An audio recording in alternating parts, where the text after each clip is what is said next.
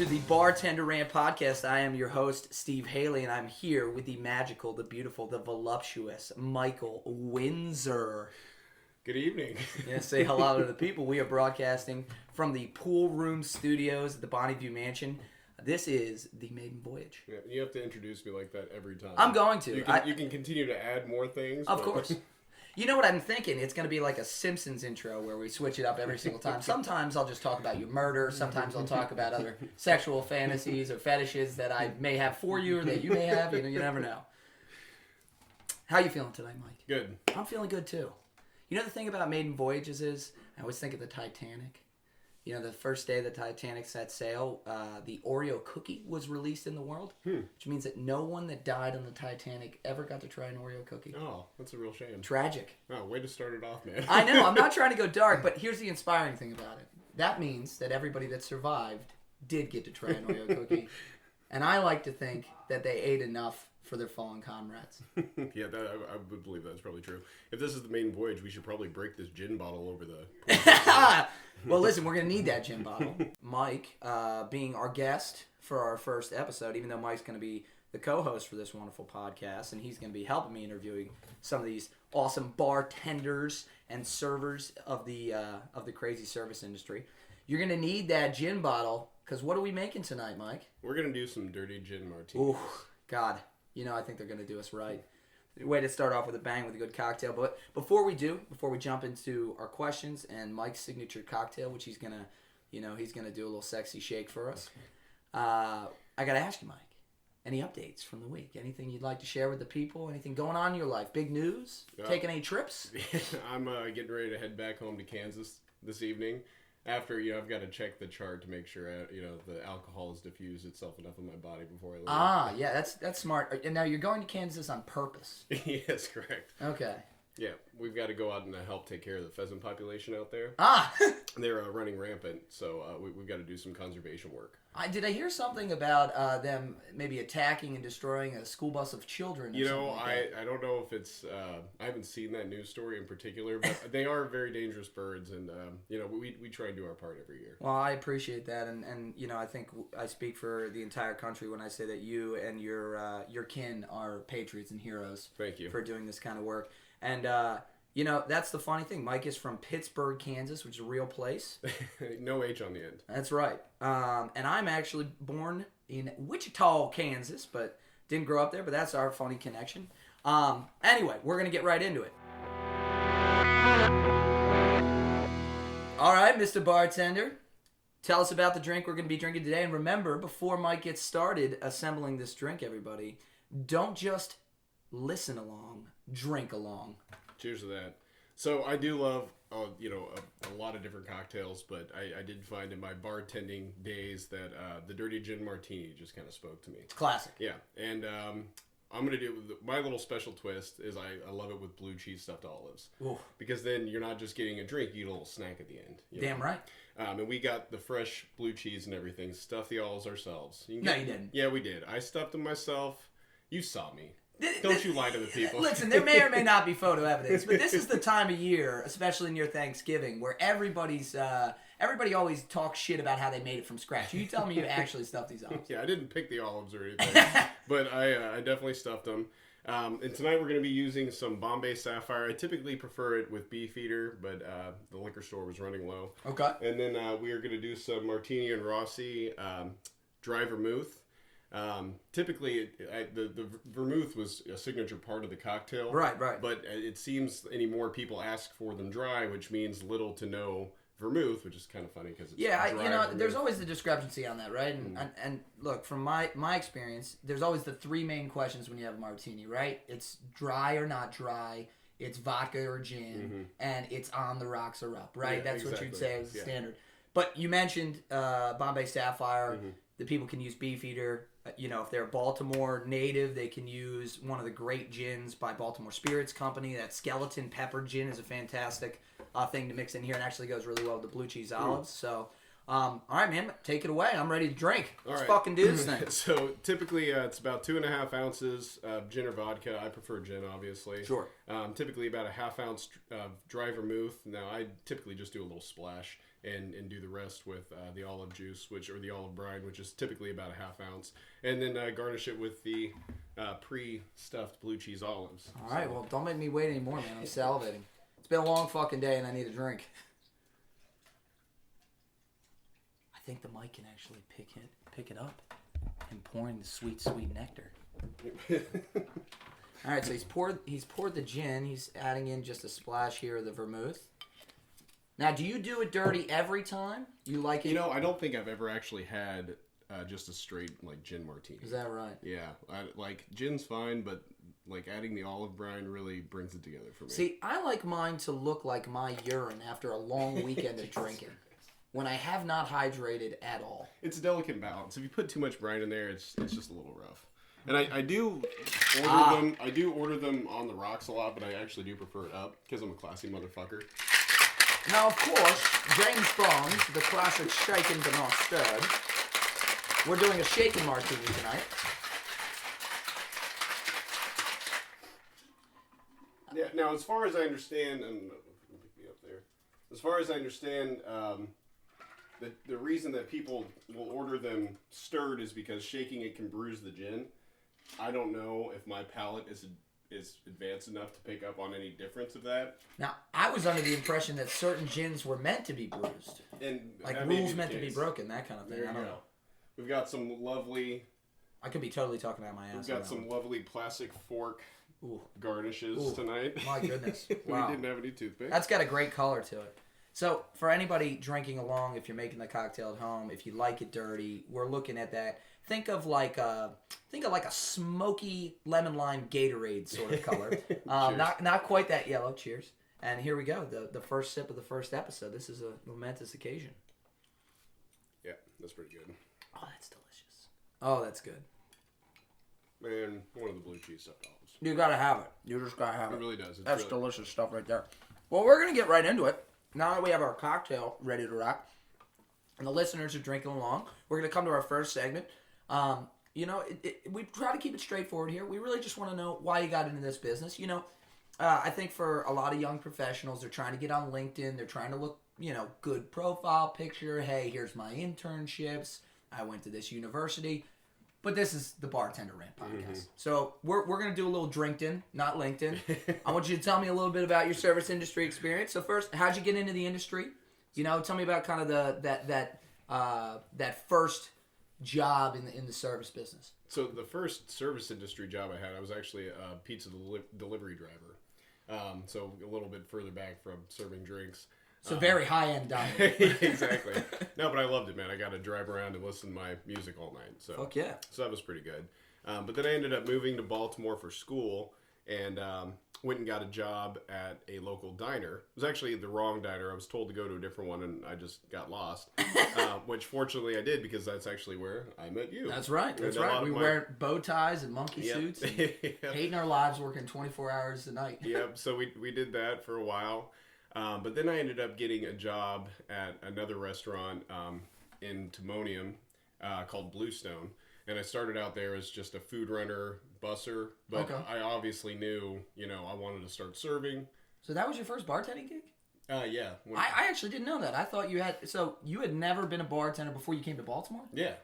Damn, so Baltimore popped your bartending cherry, exactly. Huh? I am very proud of my city, baby. Love it. It worked really well, because I eventually, moved up from food runner to server, but I really wanted to serve drinks, just because it just seems like a lot of fun. I like talking to people and bullshitting. And they first started me out on Sidebar, the service bar. Okay. So basically, I was just in charge of making drinks for all Didn't of have the to staff. Take anybody's bullshit. Exactly. Just make the drinks. I had to take the server's bullshit. That's right. But that was perfect, because that was really like where I was forged in the fire, because you just get all these massive drinks. You get crushed. Yeah, you get crushed. You're getting tickets. You're getting 20, 40 drinks at a time, that kind of thing. And my good friend Andrew, he really is the one who kind of helped me. We had some books there, so I would just look up the recipes, but he kind of helped me perfect a lot of the cocktails. And got to the point where I just knew how to count. So it just all kind of became without using a jigger. Exactly. That's pretty good. Yeah, I hated using those. How long do you think that it took you to really get up to speed? And I'm sure we're gonna get to Andrew at some point in this podcast, because that guy's a fucking godfather. Yeah. I wish we could hunt him down at some point. But, we will. I know where he's at. I'll find him. But how long did it really take you to get up to speed where you felt comfortable behind the bar? Man, I would say within a month. Yeah. Because you are forced to perform. You have to make those drinks, and it was actually great because I started getting pretty damn good at it. And one of the perks was, even the boss was like, look, you can't drink behind the bar, but you need to make sure the drinks taste good. So you can take a little straw and not sip it directly out of there, obviously, but just do the little finger, trick to where you can, vacuum it up there and just take a little sip. There is more than a few motherfuckers listening to this right now just going, you can't do that. There's Rona. There's Rona out in these streets. Exactly. People, this all occurred before the Rona, okay? We had... The only diseases we were worried about back then were chlamydia. No, this was still very sanitary. You put the straw in, and then you little suction, plug it with the end of your finger. You pull it out, and you just drink it. And what became my goal as a bartender was getting the maximum amount of alcohol in the drink without tarnishing the flavor. Yeah. And I got a lot of compliments from doubt people. That'll keep a customer happy. One of the good moments was after Andrew had taught me and showed me all this. One night we got absolutely slammed, and he had to come and help me because we just had tickets pouring out. I had made a couple apple martinis for a customer, and she'd ordered a few of them, and then it came to the point where he ended up making the next apple martini for her. They took it out, and then in just a few minutes they brought it back, and they're like, "This is no good. Make it like you did before." And I was like, "Yeah, motherfucker." The student has become the master. Teacher. Exactly. Yeah. So that was a nice moment. So suck it, Andrew, if you're listening. So. You kind of hit one particular point that's like really personal to me. You mentioned you have to perform when you're back there, right? And the reason I fell in love with this business, and my past is similar to yours. I didn't start as a bartender. I actually came up as a cook. Started serving tables. Realized at front of house you can make a lot more money. And then, fell into bartending because that's where the fun and the money is. Absolutely. And frankly, the sex appeal, right? Every time there's a new server in there, she's coming after the bartender. She's not going after. Not going after the busser. End of the shift, everybody's coming up trying to get you to sneak them a shot. Right. Sneak them a shot or sneak them your number. One of the two. So usually started with the shot. But. No, but when you say you have to perform, the thing I love most about bartending, my number one thing is that it's my stage, right? I can go back there and I feel like the Pied Piper. I got everybody's attention. They're all waiting on me. If I'm helping one customer, they can see me helping that customer. It's very communal, right? And for me, somebody who's really outgoing, and you, somebody who's very outgoing, and I think unique, your personality is like nobody else I've ever met. Aww. It gives you an opportunity to put those things on display, right? You can talk about music, you can talk about sports, you can talk about politics, you can make a joke, you can talk shit to somebody, and they eat it up. I definitely can't talk sports, so I had to find other venues, absolutely. So right, well, to each their own when it comes to those bartending gifts, but that's pretty cool. So, are you still working in the service industry now? Not right now. No, okay. I've had a little hiatus, but I'm going to be back in Baltimore for a little while, so I'm actually looking to find a good bartending gig somewhere. Awesome. Well, I'm sure it's going to be. People are going to be very happy when you're back on the scene. Let's hope so. What was your most recent bar that you worked at, just before we hop into these questions here? Yeah, so I moved back to Kansas in 2015 to help with the family business. So right before then, I was bartending. I was actually bartending in a little place called Plates downtown Baltimore. Downtown Merritt. It was a restaurant inside of a gym. No affiliation whatsoever, but the restaurant was inside of the gym. But we had a great boss. He was a lot of fun to work with, and kind of had to some extent free reign. So he loved experimenting with different cocktails and everything, and he'd have taste testing parties and stuff. So that's where I actually left, and was the last place that I actually bartended. Very cool. Yeah, you gotta love a bar and a gym, a little detox, retox, exactly. Retox, detox, retox again type of situation. The characters we had come in there, man. We had this one guy that would come in. And he was... Whoa. Slow yourself down. We got stories coming. Okay. We got stories coming. All right. So now we're going to move into the gauntlet, the top 10. We have worked on these questions. We started with a list of how many you think, Mike? Probably 50, and we cut it down. Yeah. So, listen, I know there's going to be listeners out there asking why we didn't ask certain questions. These are our core 10, right? I don't like a menu like the Cheesecake Factory. It's too fucking long, right? You know, I need a menu of top dishes that you do well, and that's what we're about to bring to you. So this is the top 10.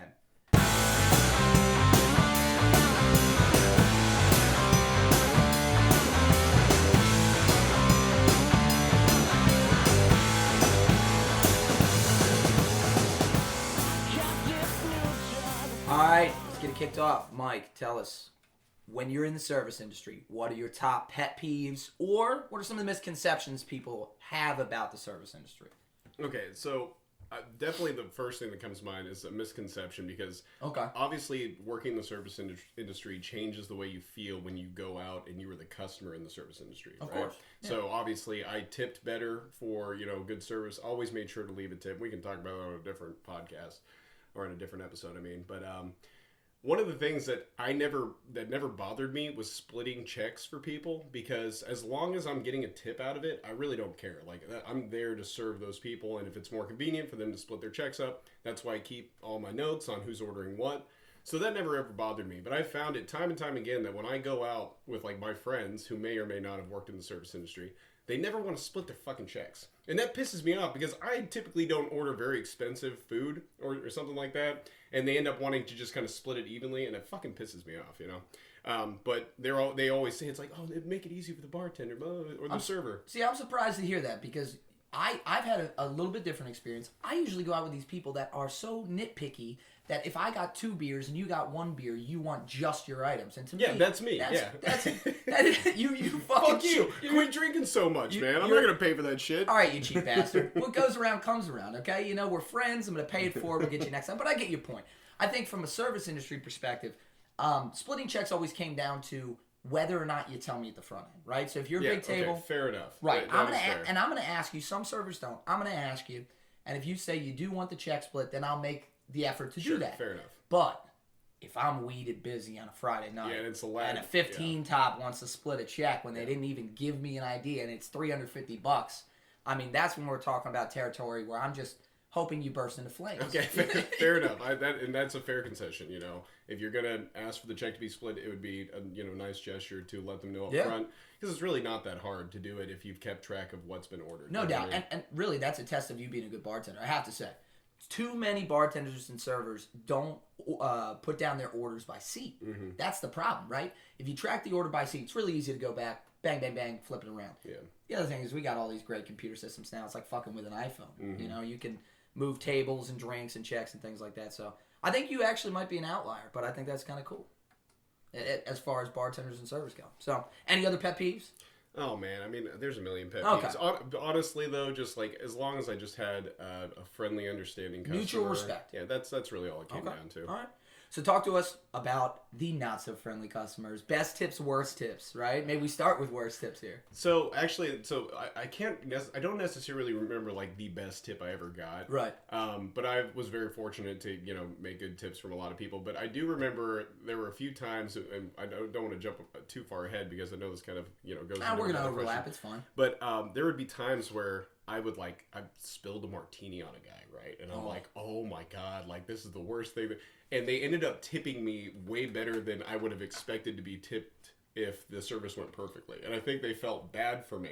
You ever think about doing it every time? Whoopsie-daisy. No, definitely not. But that always surprised me. And I think it was just, they just felt bad. It was just, It was a pity tip, so I'll take it. See, I'm personally offended right now because as we're drinking these delicious martinis that you made for us tonight, I'm thinking about you spilling that sweet nectar, and it's upsetting me. Did anyone lick it off the floor? No. Well, I mean, some of the busboys did after they left. You can't even blame them. They're 15. They got to get it any way they can. So, all right. Did you ever have like a crazy tip? Like in my career, I really remember every time I think back of it, I always remember the bad tips. Like I have vivid memories of the guy that once stiffed me on $100 check, and he didn't have either of his pinkies. Definitely had to be, a drug deal gone wrong. I remember another group that shorted me on a $120 check on Christmas Eve, and Husto chased him out of the diner we were working at. So no, I remember the bad ones, but you remember any like big tips, good tips like that? Oh, man, I don't know if I remember any particularly big tips. Okay. I do remember, I actually kind of regret this because there is a level of professionalism that you have to bring to really any job, Sure. but especially to a job where you're, wanting customers to come back. And you're setting an atmosphere, Exactly. right? It's different than maybe an office So job. I got a really bad tip from a table one time, and they came in again, and I fucking pulled such a bitch move, and I went up, like, after the meal, I was like, so how was the meal this evening? And, they're like, oh, it was great. I was like, all right, I was also curious, the last time you were in here, was the service good? Was the meal good? Like, yeah, it was great. It's like, oh, I was just curious because you really left me a really bad tip for that, and I just wanted to make sure that I didn't do anything wrong to, make your experience, I gotta be honest with you, that's one of the best examples of actually dealing with that in a respectful manner. I mean it, right? You didn't, torch them that first time. You waited for them to come back. You continued to give them good service. You waited to the end of the meal, and then you had a honest conversation with them. You said, look, was that because there was that poor service? That was the charade I was putting on, but basically I was just saying fuck you. Well, yeah. I mean, we all know the real feeling. Your toes are curling. Your toes are curling in your non-slip sneakers, and you're just trying. You're gritting your teeth, and you're like, this motherfucker. Say something. Say something. I'll take you out in the parking lot, old man. Needless to say, I never saw them come back in again. So I hope my boss never found out about that. Well, they were probably a little embarrassed. But all right, well, talk about embarrassing. Tell me the worst drink order you've ever had to make. Oh, man. Just something foul. Man. And while you're searching, I'll give you mine because it's not even a question. All right? It's the candy Corona. Oh, man. I don't even know what that is. When we moved down to Ocean City, Maryland, and we're bartending down there, I get introduced to the candy Corona. And it's very simple. It's a two-parter. Any bartender can make it. It's a classic Corona Light with a full shot of grenadine in it, and it ends up tasting like a Shirley Temple. Oh god! And my god, it was so foul. It would make me vomit every single time. Every now and then, I plug it with a cherry, like a little maraschino, just for shits and giggles. But make it like a champagne candy Corona. Anything like that? Honestly, the one drink, it was a wide variety of drinks, but anything that had Campari in it. Really? Campari, that taste, for whatever reason, just really grossed me out. And anytime I had to make a drink for a customer like that and had to taste it, I didn't know what the hell it was supposed to taste like, because it tastes like shit to me. So what about some of the, I love Campari because it's such a classic mix. So one of my favorite cocktails of all time is a Negroni. I love a Boulevardier because I'm a big bourbon drinker. Campari is what makes those drinks, that kind of dried cranberry flavor. You're not a big fan of maybe like some of those old, Campari is obviously a very classic Italian liqueur. I don't know if maybe that's just not your style. Maybe if I had the right cocktail. Right, but from what you tried, it wasn't for you. Yeah. To each their own. I can tell you the worst drink that I ever made. Okay. Even though it wasn't really intentional. We had this late night, and I won't say what bar it was at. I've worked at several. Thank Christ. But we had this. There's probably somebody out there looking for a civil suit against you, so don't incriminate yourself. It was late night, and this guy came in, and he ordered a Manhattan, straight up, which I love Manhattans. But we that bar in particular. People didn't order that type of drink very often, so I get all the stuff. He orders really nice bourbon with it, and I get the sweet vermouth, and I go to pour it, and just gnats, barflies come streaming out of the pour, and then we have no other bottle of. Did you serve it to him? No, of course not. You did. Like you this did. Is a special I see it in your garnish. eyes. I know you, man. This is a special, Christ. sweet vermouth. Oh Christ! You're telling me it's a spiced vermouth. It has it has actual shavings of vermouth in it. I was so embarrassed, though. I really hope he didn't see me. All right. Well, I mean, that's actually a great transition to our next one, which is the ultimate mistakes, the biggest fuck ups you've ever had, or your coworkers have had. That's a great segue, And you talked earlier about spilling a drink on a guy. Was there ever like a great fuck up in your career that like really stands out? I mean, just getting hired at some of the places it comes to mind. Well, I did talk about dropping drinks on people, and that was always very embarrassing. Also, just there were a few times when other servers would drop an entire tray of food. Good Lord. I've been there. Especially when it's busy and it's probably like $150 on the tray, and the entire tray just comes cascading down. It's really $300 on the tray, right? Because it's the $150 on the tray, and then it's the $150 you got to get the kitchen to make again for the second time. Exactly, and that was always a horrendous thing to witness. And luckily, knock on wood, I never dropped a tray like that. So You know, I did one time, and I'll never forget. It's when we were working at the Nautilus Diner, which Mike called out earlier, and we were working for a very intense Greek man named Leftevia. And once a year, we would have all the high school marching bands come in, and we would shut down the diner to just cater the marching bands, and we're slammed busy. And my very first tray out of the kitchen, it's just nothing but fucking pancakes. And I drop them all, and I shatter one of the plates, and when I pick it up, I cut my hand, and I proceed to then bleed all over the new pancakes that come out for one of the kids. And he's looking at me, he's 16, he's in his marching band gear, he's like, fuck this guy. And he was actually so nice about it. He ended up still tipping me. Teddy took me off a shift for like 3 weeks after that. I was like, Jesus. You know, it does make me think, too, one of the like worst things that could happen when I was doing any kind of bartender, especially service bartending. Yeah. I learned really early on not to use a glass to scoop the ice out. Oh, no doubt. Because I broke one in there when we were super busy one time, and it was terrible. And you got to get all the ice out. You got to pour water. You got to look through it, and all the while people are waiting for drinks. Oh, no doubt. That was those moments, man. Those really. You know that's a code red, right? Yeah. That's when you take the grenadine and you pour it over the ice to make sure no other bartender scoops out of there, right? Because you don't want ice. Right. You know, you got to mark it somehow. Yeah, so you call it. You know, that's always a code red. Again, man, you're just killing these fucking segues tonight. Number 5, health code violations. Oh, God. Right? Give me your best health code violation. Not best. I shouldn't use the word best with health code violations, but give me the craziest health code violation you've ever seen. Oh, man. I mean, tell us about somebody dunking their nuts in the cream of crab soup. Jesus Christ. Okay, so is it okay if it isn't from a bartending experience? That's fine, but protect the names. Yes, of I'm the not going to. to. Yes, no, I'm going to. So there was a guy that I knew back when I was delivering pizza, and he allegedly, right? Yeah. But there was a particular customer that was a notorious stiffer and would order at the worst times. You know, right when you're about to close, and would just every time, and never tips. Never going to tip you. And eventually they got fed up with it. And the guy always ordered the exact same thing. Right. So, and, you know, so you knew it was going to this one guy. And apparently it was a hot summer day, and the guy was taking it out in his car. Didn't have AC in his car. You know, we're all poor freaking delivery drivers. Ooh. And stops on a side road, and I'm embarrassed to even say that. So this is the delivery driver, right? Yes. Okay, I just want to be clear here. So he stops on the side road. And it's like... Again, it's a hot summer day in Kansas. He's got no air conditioning. And he's just got... He's fed up He's got martini juice coming down his taint, right? So, like it is just sweating through the seats. I don't even want to say what the guy ordered because I feel like that's too much evidence. But anyway, but what he ended up doing was he reached down and fondled himself. And his sweaty balls. Sweaty taint. And, you know, just really made sure to get a nice grope of everything, and then just proceeded to touch all over the guy's food. And then went back again to the other, you know, a little bit further south, and gathered up some more, you know, juices. South of the border? Yeah. and then rubbed the fingers in the dipping sauce.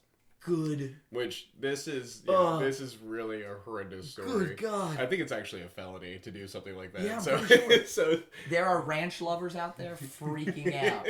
That's right, ranch lovers. This is a blue cheese loving podcast, and we don't give a fuck. No, I'm just kidding. What the guy did is it's not excusable. All right, that's a really fucked up thing to do to another human being. But the point is just take care of it. Just take care of each other in general. But especially the people that handle your food. That's right. You know, a $1 tip here and there would have saved that guy from having to eat somebody else's ball and ass juice. Well, and that brings up a really important thing that I've always wanted to talk about. I'm glad you said it.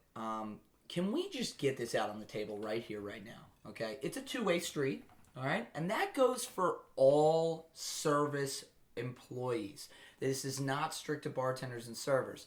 If you get takeout food, somebody made that. Somebody packaged it. They took the time out of their day to do it. You're telling me you can spend $70, $80 on a takeout dinner for your wife and kids, but you can't give them $3? You know, I think when it comes to takeout, we're not expecting 20%. Yeah. You know what I mean? It's really the gesture of the thing. Exactly. You know, absolutely. even if you leave $2 or $3, that makes me think. You know what? You actually thought about me packaging up the food and taking the small order. gesture. Yeah, exactly. And that means nothing to you. That means nothing. You know. So I'm with you. You know, we're not gonna sit here and defend that guy Absolutely who goes. not. You know, who's He's a piece of shit, man. yeah, who's putting his little bit of Sicilian scrotum dust on that man's pizza. But So rough. so that actually brings us to, I mean, dude, you've been the king of segues tonight. Ratchet crazy customers. Can you think of any? You know, I know we both have maybe been a ratchet or crazy customer. There's absolutely no doubt there. Yeah. But unfortunately, I don't remember most of those stories. So. You're gonna claim ignorance? I vaguely remember one with you in the trunk of a car smoking It was a after cigarette I was a on the way to a customer. strip club. That was that after I was a customer. I was home free by then. All right, it wasn't a taxi or an Uber. We're good. Well, we're gonna let you off on this one, all right? We're gonna go to one that I know you have. One of my favorite categories, Category 7: fights, arrests, and fires. Right? Shit's going wrong. Maybe it's a real fire. Maybe it's just a metaphorical fire. Mm-hmm. But I want to hear about shit hitting the motherfucking fan. Okay, so first of all, if I'm working or if I'm not working, bar fights are one of my favorite things. They're amazing. About going out to the bar. Like, and I don't want to see anybody get hurt, you know, but Depends who we're talking about. Not seriously hurt, but it is just so great to be out having a good time with your friends, getting a little drunk. No doubt. And then see some crazy people just get, like, I saw some chick, like, bitch slap a guy and knock his ass out. And I'm always the asshole in the back just yelling, World Star! But in particular, one of those places that I worked, it was more of a fancy restaurant. And this one fucking big asshole had been just, like, antagonizing this one table all night. And, like, it was like a few guys and a few girls. And this guy was, like, just kept creeping up on their table. They were at the high tops. Okay. Kept creeping up on their table and everything. And, like, being inappropriate with the women. I don't know exactly all that was said, obviously. But, like, that was kind of the general vibe of what was happening. And eventually, he pushed one of these guys' buttons too far. And a fight just immediately broke out. But the thing is, this is kind of a shitty story in the sense that the guy who was being the asshole... So hold on. Slow down, because I want to paint this picture right. So, this guy is creeping up on the women that are at this table. And just talking shit. And the women have some of their boyfriends there? Or this is just a random vigilante that sees this? No, so that actually does play into it, but initially it was just a table, a couple guys, a couple girls. I don't know if so those guys were with those girls. Exactly. So they feel a bit territorial about absolutely, the entire yeah. And this went on for a little while to where the guys were trying to be cordial. At first, like, hey, buddy, yeah, exactly. You know, move on. I'll hit an old man in public, that kind of thing. Yeah, right? And I was working behind the bar, and I'm just doing my normal stuff, and then all of a sudden I just hear a calamity, and I look up, and these guys one of the guys at the table just breaks into a fight with this guy. A hullabaloo. Yeah, and exactly, a hullabaloo. Unfortunately, the guy who's being an asshole just decks this guy and knocks him to the fucking ground. So everybody's freaking out. I am like a deer in the headlights. I'm just standing like, holy shit, like I'm behind a bar. I don't know. Now, what are we talking about? Carpet, tile, floor? Wood floor. Oh, yikes. Yeah. All right. Table gets knocked over. Women are screaming.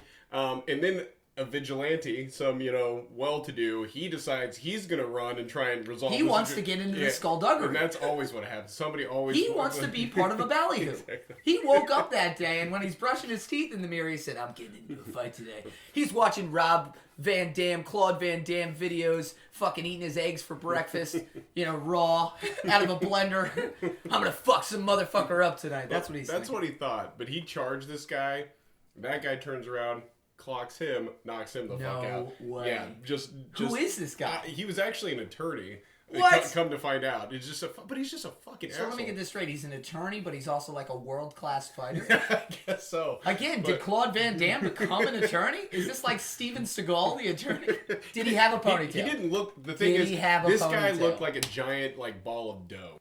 He didn't look like somebody you would expect to, be able to win any kind of fight. But he did. He knocked both those guys out. And I'm standing there like an idiot, just like, and one of the other bartenders who was, taking drinks, she just turns around and looks at me and she's like, get the fuck fucking manager. So like I bolt, go get the manager. You're working at the time. Yeah, I'm behind the bar. I'm sorry, I thought you were a patron for this. No, I was behind the bar. Holy shit. So I run and get the manager, and like it kind of. Did you do like the old school like saloon style where you hopped over? Yeah, right. You actually hopped over the bar. No. You didn't even run around. I ran back into the kitchen and got my boss. You missed a big opportunity. I think that guy, and I'm trying to remember because it's been so many years ago, but I think that he ended up like leaving. But then the police came. It was this whole thing. The crazy thing is, this fucking asshole has the nerve to come in like 2 or 3 nights after this incident and start fucking around with other women. This time it was right in front of me, and there were women sitting there, and he's like saying all this creepy shit to them.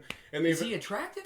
No, not at all. No. He's really a doughball. Yeah, I would never have expected him to be able to actually win in any fight. And for all you cinephiles out there, I don't know. Maybe it's me. Maybe I'll connect with one person on this. I just watched O Brother, Where Art Thou. I may have been on some mushrooms while I was watching it. Oh. And the way that he is describing this doughball attorney asshole... John Goodman. It's John Goodman. I just see... It's all about the money, boy! I see the Cyclops in my head right now, breaking tree branches and giving life lessons. That's what I can't explain it. I can't go anywhere else. Maybe anybody out there has a different impression. Write in. Get on the email. Get on the YouTube, on the Twitter. Hit us up and let us know what you think this guy looked like. I will also take doodles. I would love a sketch of this fucking asshole. I'll have to check. Maybe there's a police record if you actually did get arrested. We could compare it to the actual mugshot. And here's the thing. Alternative for you non-creative types out there who can't really doodle. I'd love for you to name this asshole. Give me what you think his name has to be, because I love a good asshole name. Like Troy, His name's probably like... That's actually another asshole lawyer that I knew. Dude. So that's for you, nail right on the head, I'm telling you, man. I'm that's good. I can pick these things out. All right. Now it's time for the juicy. The straight 8. The sexy Lexi. We're talking sex stories. Give them to me. I want them. I know you got some good ones. I'm just still thinking of Thunderfist, attorney at law. Thunderfist. Troy Thunderfist. Attorney at law. Does he wear an eye patch? Yes. Is it just for show? Yes. So sex stories. Unfortunately, I never had any fun sex stories at work. You had to hear rumors through that. Maybe if it wasn't you, it was somebody else. The hostess is fucking the manager. The manager's just had a kid. The kid might belong to the chef. The chef is fucking the new bartender. Yeah, fair enough. That kind of thing. I did, hook up with some of the people I ended up working with. Don't we all? Not always the ones that I wanted, but it's a very high. Here or there. It's a very high intense profession, right? You're in the trenches with people. You're bumping elbows. There's some friction there. Absolutely. Right? Everybody's dressed up, looking nice. That's right. I remember one particular bartender I used to work with, and it breaks my heart. I never got to bump nasties with her, but she had this particular style. So romantic. Whereas she, thank you. I've always said I really have a sentimental side to me. I can tell. The one thing about her that I'll never forget is as she would zip around the bar doing her work, she would always wear a ponytail at work, and the ponytail would bounce behind her butt. Would just kind of bounce around, kind of like the Olympic gymnasts doing the tassels. What is that? Is that the ribbon workout on the floor? And it was mesmerized. It was. I'm staring at this ponytail fluttering back and forth in the wind, bouncing up and down. She's zipping around. I'm staring at her ass, and it's just it was something to behold. Yeah. I still have nightmares about it. So I do know of a monumental abuse of power. Okay. So it actually wasn't sex, but there was I think it was Valentine's Day. It was a particularly busy shift at one of the restaurants I worked at, and it was one of those things where obviously some of the servers had more seniority, so they got better sections. Sure. That kind of thing. But sections. But apparently there were a couple girls who went to our boss, and they were like, hey, we really want a couple of the good sections. And he's like, well, what are you going to do for it? And so they ended up making out with each other in front of him. Wow. And then ended up getting the good sections. So this is a double thing of, that was, an abuse of power, obviously. For sure. I also see this kind of as, female privilege. You know what I mean? He would not have let me make out with my buddy to get that good not everybody's going to be happy with that comment, but I like the debate. We have to talk about it. And look, This brings us to a really interesting, I think, trope, a theme that's going to come up in a lot of these discussions. So we're going to be talking with male bartenders, female bartenders, bisexual bartenders, LGBTQ bartenders. We're going to be talking with everybody, you know? We don't have a specific... that's the thing about the service industry. The service industry employs everybody. Absolutely. And Live for every pot. one of the things as a man in this business that you start to learn very quickly is that females certainly are advantaged and disadvantaged, like they are in every industry, but advantaged in certain ways. For example, nobody's going to force a female to be a busboy. Nobody's going to force a female to be a line cook. And I'm not saying they can't do it. I've worked with some great female bussers. I've worked with some great female cooks. In fact, some of them better than any man I've ever worked with. I'm just saying, in the average American pub or bar, that's just not the norm, right? The girls get the hostess jobs, they get the server jobs, they put them behind the bar because they're pretty, and a lot of times they're a great bartender, but they also make tips off their assets. Absolutely. They make tips off their Absolutely. assets. And look, I'm not, you know, you guys can't see us right now. Mike is a particularly handsome man, okay? Thank you. He's 6'3", he's got this feathered hair, he's got this gorgeous smile, he's adorable, right?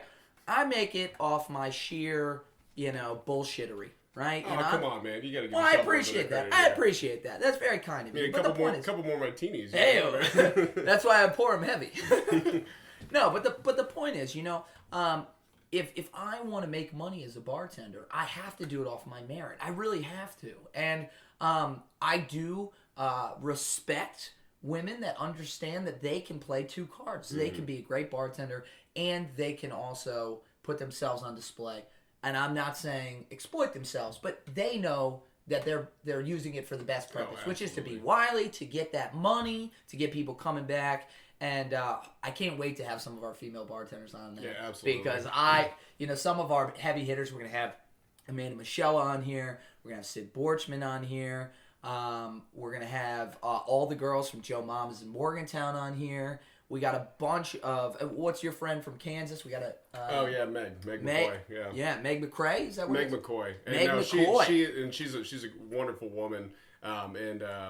She's a lot of fun to talk to because like I kid around a lot about this stuff, but she's very active feminist and everything. So it would be fun to have a few drinks. I can't wait. And Meg give her a little bit of shit. Yeah, Meg McCoy's gonna come on here and she's gonna break us like a set of horses. Yeah, absolutely. It's gonna be great. Absolutely. It's gonna be great. So no, but I feel like that tangent just had to be said when we're talking sex stories. So absolutely. All right, number 9, bar hazing, pranks and games. Yeah, this one is near and dear to our heart, and Mike, I think you know why. Is because we share a mutual friend, the man known as Dirty Tom. Oh yeah. Okay.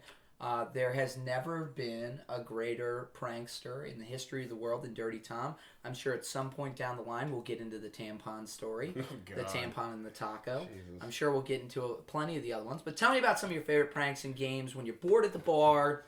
You know, maybe you got a new employee, you're training a new staff member. I've got some good ones for this. Hit me. First of all, I fucking hated working with you guys at the novelist because what they would do is you'd be carrying a tray full of food and they would just come up as soon as you come out of the kitchen with their pens and start drawing all over your fucking arm. So you just have like this, like, this a 40 maze, pound, like, 40 pound tray of food. Exactly. And then you just have this, like, impossible maze drawn on your freaking forearm. Well, say what it is. It's a maze of cock. It's a maze of cock.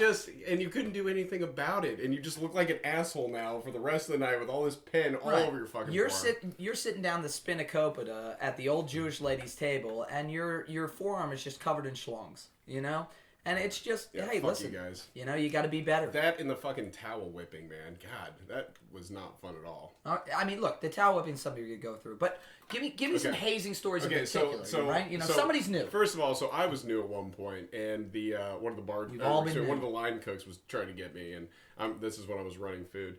And he's like, hey, I need you to go down into the basement and get something. I'm like, all right, what do you need? He's like, I need a can of the dehydrated water. And like, I start to go, and I'm like, I look back, I'm like, motherfucker, like, you're not gonna get me. If I was quicker, I would have been like, well, do you need the diet or the regular, But he didn't get me. But they did get another really sweet kid that started working at that place. Really, really nice guy, just like going to school and shit. and they give him a fucking a chafing dish or something. Yeah. And they're like, hey, we need you to go down and get steam for the steam pans. They send him down there. He's down there for 15 fucking minutes. Trying to find the steam. Trying to find the steam for the steam pans. And eventually, one of the managers comes up to me. He's like, Michael, where's he at? Where's this kid at? I said, they're playing a joke. He's getting steam. He's downstairs looking for steam for the steam pans. And he rolls his eyes. He's like, son of a bitch. He's like, all right, let me go find him. He goes down there. I go back to whatever I think I was running food at the time. Come back. The kid's still not there after another 5 You're or 10 running minutes. food with dicks on your arms, right? Well, no. This was classy fucking boys, right? And I see my manager. I'm like, did you find him? He's like, yeah. I told him he was looking in the wrong room. So this kid is still down there looking for the steam.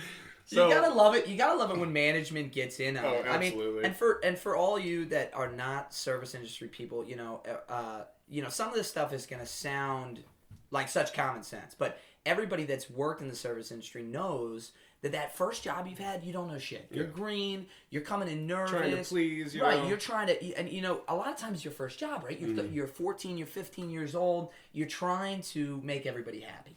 And, some of the classics are, the steam one's great. I used to remember they would always send us for the left-handed ladles. They would ask us to mop the freezer. That's just a safety hazard, man. Right. The second you put the mop down, it freezes to the floor, and you feel like you're an idiot, so you go get hotter water. There's a laundry list of them, and I'm sure we're going to get into some more, but that's a good one right there for sure. I can't wait for the episode where we start to talk about the bar games. Tom is the king of the bar games. Some of the best moments of my life have been playing the stupidest, most trivial games you could imagine that Dirty Tom's twisted mind comes up. Wait, before you jump too far ahead, I actually do have a bar game. Okay. And I'm proud of this one. Let's do it. So I created this bar game. So it was at Bluestone. It's called the Bluestone Booty Game, right? Okay. So we were fortunate. Got a great name. Yeah, we were fortunate enough to work with some very attractive women, right? The Bluestone Booty Game. Bluestone Booty Game. And it was like a kind of a classy restaurant, so we all wore black slacks, right? Okay. And several of these women looked really nice in these slacks, okay? And I myself, obviously always trying to respect everybody, including women. I always tried not to look, but sometimes you just can't help it. There's just something in the male brain that you're just scanning the restaurant. We're animals. And boom, you just zero in We're right pigs. on. So I caught a few of the food runners and stuff checking out some of these girls' asses, really just ogling them really hardcore. So I came up with this game with 3 or 4 of the food runners where if any of us caught the other person checking out one of the girls' asses, it was one a of point. The booties. Yeah, it was a point. And then I got to remember if I can remember it all right. Also, if you saw somebody checking out an ass and they got caught by the girl whose ass they were checking out, that was 3 points. And I think there was another rule in there, but I can't remember it. But then after you got so many points, that person had to buy you dinner. Ooh. Right? So it was a lot of fun. And they never got me one fucking time. I also like that because, it sparks a little bit. It sparks a friendship. You know what I mean? And Your also, perversion sparks a friendship. Which, if we can be honest, don't most male friendships spark off perversion? I think they usually start from perversion. Yes, honestly. I think about it. And also, if you think about it, it's discouraging, objectifying women. 100%. So, I really... Hey, you see that? Come on, Megan McCoy, bring on your feminist bullshit. I'm sorry. We're receptive to the feminism. We are very... These are 2 open-minded, young, hot-blooded American males. And we are here to respect women. Yeah, there's going to be 1 episode of this podcast. That's as far as we got. we get the longer and longer we're talking, the more and more I think we're going to be 86, which brings us to our last category of the inquiries, the question section, the top 10. This is a category affectionately known as getting 86'd. Tell me about firing quitting stories. Do you have any good ones? And it doesn't have to be you. You know? So I actually do have a good one. All right. There was this one kid that we worked with, and he was a not so savory character, right? And he was nice enough, but he was very problematic to work with all around. From management's point of view, from other, he would not help out, blah, blah, blah, blah, blah. He ended up getting fired from working at this place. And... we were all kind of relieved to see him go because he was just kind of a troublemaker. Well, this was never substantiated, but essentially what happened, few weeks. You know when you're using an SAT vocabulary word, the story's about substantiated. From the Latin word meaning substantiate. Shut the fuck up, dude. So a few weeks after this kid gets fired, right? Our boss, at the end of the night, everybody's left the restaurant, right? He's the last one there. He's, doing his final steps, collecting all the money. Somebody whose voice and stature strongly resembles this person who got fired comes in, or excuse me, let me start. So he doesn't come in. The guy literally leaves. He literally is packing up and leaving the restaurant. He got fired. He's walking out. No, this is after 2 weeks. I'm sorry, the boss. The boss closes up the restaurant, right? Boss. Let's give these people a name. So who's the guy that got fired? We'll call him Troy. All right. Troy, so Troy gets fired. Thunderfist Troy. Thunderfist Troy gets fired. And I'm sorry, listener. We gotta. I know it's sometimes a spoken word. We're in your head. You're using your imagination, and some of you, frankly, are slow or drunk right now because you've been slugging martinis. So Troy Thunderfist gets fired because he's just a bad employee. He's a bad employee, okay? And now the boss will call him, Johnny McDinkleween. All right? Johnny McDinkleween, the boss.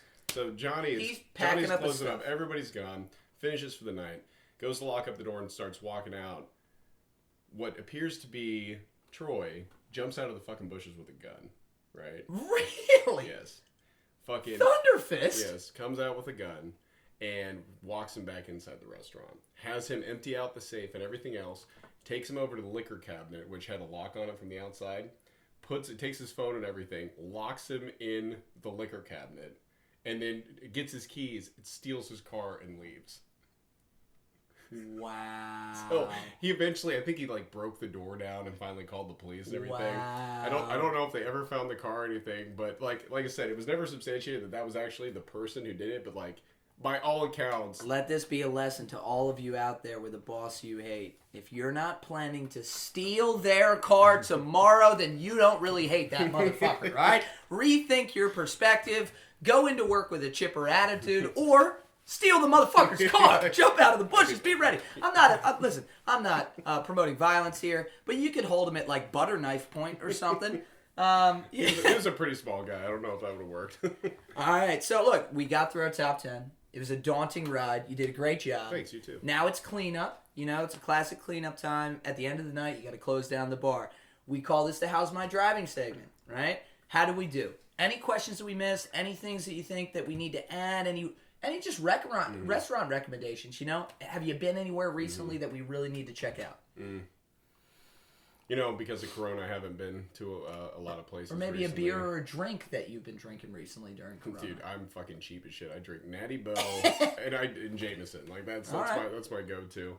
But no, I'm super glad to be back in Baltimore, man. I love the culture here. I love the city so much, and there's a lot of great places. I love going down to Fells Point. Yeah. So I'm really excited to just be back here with a lot of the people that I know and getting to go experience all that again. Awesome. We're happy to have you. I can't tell you. My heart is overjoyed to have you back. All right. We're going to go to our wrap-up segment. These are our closing questions. We always ask our bartenders and servers this to wrap up the show. Big question.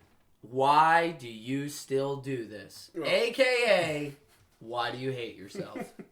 And obviously, I stopped hating myself a little bit because I don't bartend anymore. Listen, we all know that this is just a temporary lapse from the industry. You'll never, you can't get away. Once my other plans fail, I'm right back. What do they say? Absence makes the heart grow fonder. Yeah, sure, fair enough. I do have very good memories about the service industry. So, obviously, even though it's really stressful, it's such a fun job. There's never a dull moment. There's always people to interact with and shit going on, stories that you get to tell. So that always made it very appealing to me because it was very interactive. Yeah. I love the social aspect of it. Why do I hate myself? I mean, I'm a piece of shit. I think that's pretty self-evident. Well, look, and I know we joke a lot, but to your point, I remember when we were working at the Norless, I remember that first summer where I met you, and it's you and Brian Dunwoody and Dirty Tom, and we're all working there. And we're not making a lot of money, but we're having a good time. We're going out to the bar. And I had more than a few times thinking, hey, should I do something else? Should I do retail? Should I find a construction job? Should I find something else? And I remember watching, at the time, this stand-up special by John Mulaney, great comedian. Yeah, I love him. And he tells a story about this old lady who flips him off in traffic. and he has this great line from that story where he says, you know, that anger, that hate in her kept the blood flowing around the fossil. And that's really how I think about the service industry sometimes, man. Sometimes it stresses you out. Sometimes it's just brutal. Sometimes you walk out of your shift with middle fingers to the sky. But guess what? There are few jobs that keep the blood flowing around the fossil like this one. For all the good times, there's bad times. You know, for all the bad times, there's good times too. It feels like a roller coaster. So, all right, last one. And on a good note, you know, a little positivity. If you opened a bar, what would you call it?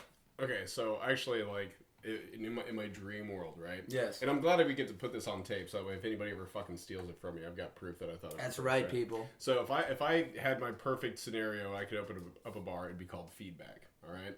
So classy place, you know, kind of dive bar-esque, but you know, nice and open and big with a stage in it, right? So you got good cocktails, nice comfortable seating around the stage area. Live music. So here's the twist, right? Okay. So it's called Feedback. So instead of bringing bands or comedians or anything, what you do is, because you've seen like how some bands will tour and perform today with holograms, like the Gorillaz do it, right? Right, sure. So they literally have They holograms did the on Tupac stage. one at Coachella, and all the white bitches. Exactly. Crazy, So right? what you do is you take old recorded performances from artists throughout history since they were recording artists, and you would put the holographic representation of the show up on stage. Right? So you could have the Rat Pack performing, you know, on Fridays it'd be Funky Fridays. You could have James Brown up on stage doing his thing. So it'd just be music from the past, you know, that you just have the holograms up there performing. I love it. I love it. It feels a little bit adult Chuck E. Cheese-ish. Fuck you, man. You're not invited, all right? No. I'm into it. I'm gonna be honest. No, I'm very much into it, and I love that your bar concept is really forward thinking. Right? It's like what is you know, what is maybe a style that hasn't been done? I feel like I see that bar, and I actually really say this as a compliment, in like an episode of Futurama, right? You know, and they walk into, you know, a bar on some planet MI6 or something like that, and, you know, and there's the hologram James Brown doing his thing playing the blues. Yeah. I think that's kind of cool. I dig that. And so the name's Feedback, just Feedback. Yeah. Not the Feedback. No, just Feedback, Okay. yeah. All right, very cool. Mike, it was a blast. Yeah, man. Thanks so much for having me. I'll tell you what, man. These fucking martinis are really starting to slow me down. Yeah, I might have to take a little nap before I drive to Kansas. Daddy's feeling good. So, can we smash the bottle now? Let's smash them up!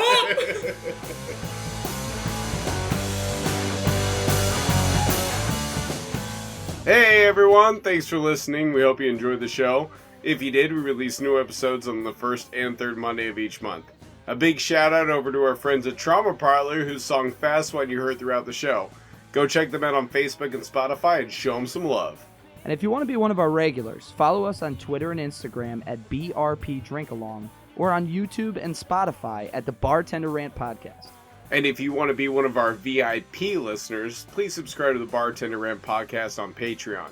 VIPs will always have a seat at the bar, and you'll get access to bonus content, have a chance to vote on new episodes, and receive a 10% discount on all of our merchandise. And tell Mike, if they want to be a big tipper, AKA one of our Bozels, feel free to make a donation on PayPal under the Bartender Rant Podcast at gmail.com. Mike and I do this because we love the service industry, and we want to bring you great content, but this is not our day job.